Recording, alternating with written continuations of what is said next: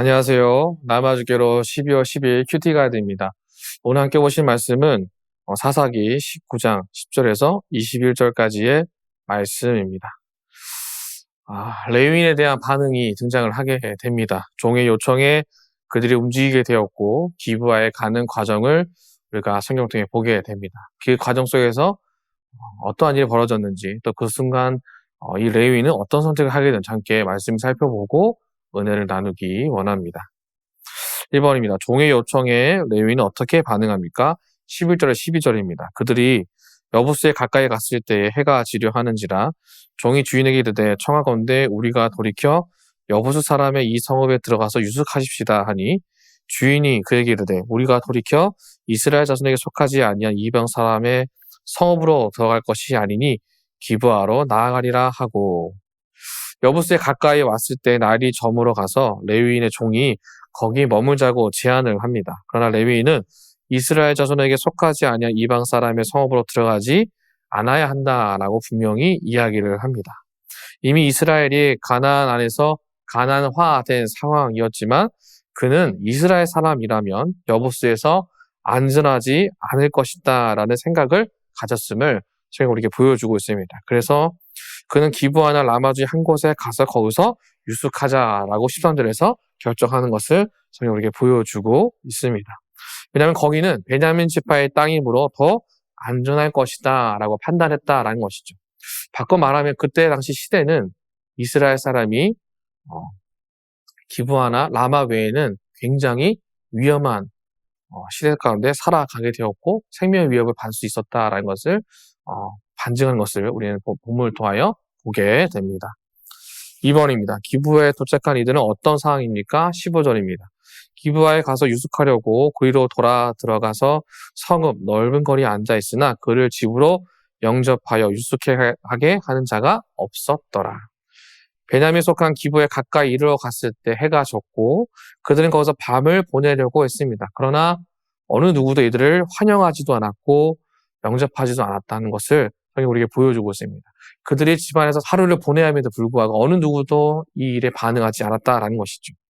상황이 좋지 않다는 것을 즉시 알 수 있었고 그들에게 어느 누구도 말을 걸거나 환영해 준 사람도 아무도 없었다라고 이야기합니다. 3번입니다. 레위 사람 일행에게 말을 건 사람은 누구입니까? 16절 17절입니다. 저녁 때에 한 노인이 밭에서 일하다가 돌아오니 그 사람은 본래 에브라임 산지 사람으로서 기브아에 거류하는 자요 그곳 사람들은 베냐민 자손이더라. 노인이 눈을 들어 성읍 넓은 거리에 나그네가 있는 것을 본지라. 노인이 묻되 그대는 어디로 가며 어디서 왔느냐 하니. 여기서 에브라임 지파 한 노인만이 그를 초대하는 것을 보게 됩니다. 어느 누구도 말을 걸지 않았을 때 이 사람만이 이들에게 말을 걸고 그들이 누구이며 어디를 가는지를 듣게 되고 자신의 집으로 초청하고자 하는 모습을 취한 것을 보게 됩니다.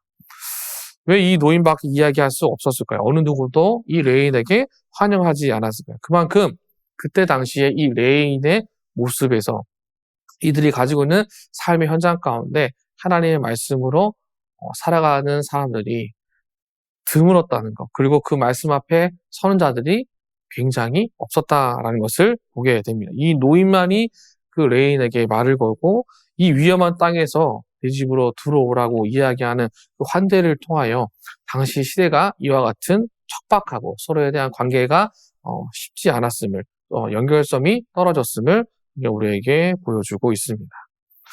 4번입니다. 레위인이 기브아에서 기대했던 것은 무엇인지 묵상해 봅시다. 날이 저물어 갔고 이 레위인의 종이 머물고자고 했을 때 레위인은 다른 곳에 가지 말고 기브아에 가서 우리가 거기에 머물자라고 제안을 합니다. 그만큼 자기 자신은 이 기브아 땅에서 환영받고 환대받을 것이라고 어느 정도 예상을 하고 마음을 품었을 것입니다. 그러나 예상과 달리 환영받지 못하고 어느 누구도 관심을 주지 않는 상황에 처하게 된 것을 보게 됩니다. 마치 우리 삶 가운데도 이와 같은 내가 생각하고 고민한 것들이 어떠한 상황 속에서 이렇게 될 것이다 라고 예상을 하지만 그 예상대로 흘러가지 않았을 때 찾아오는 마음의 안타까움이나 서운함이 찾아오게 되는 것을 우리는 종종 경험하게 됩니다. 마치 이 레위인도 기브아에서의 자신을 환영하는 모습을 기대했지만 그 기대에 미치지 못함으로 인하여 자기 자신에 대한 낙심과 또한 마음의 서운함이 자리되게 되는 것을 우리가 성경에서 보게 됩니다. 왜 이렇게 되었을까요? 왜 레인이 환영받지 못한 시대를 살아가게 되었을까요? 그만큼 이 사사시대에는 하나님의 말씀으로 인하여 살아가고자 하는 의지나 노력이 삶의 곳곳에서 나타나지 않았음을 성경은 이렇게 우리에게 보여주고 있음을 보게 됩니다.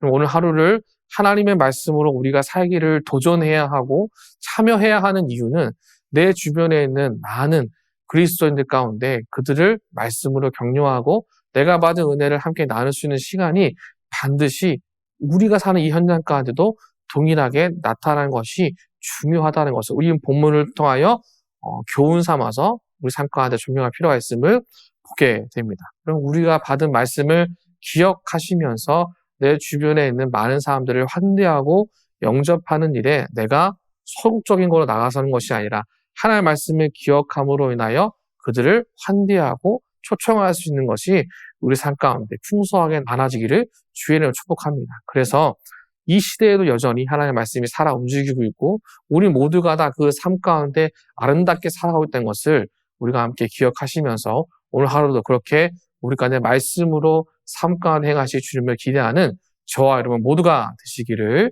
주님의 이름으로 축복합니다.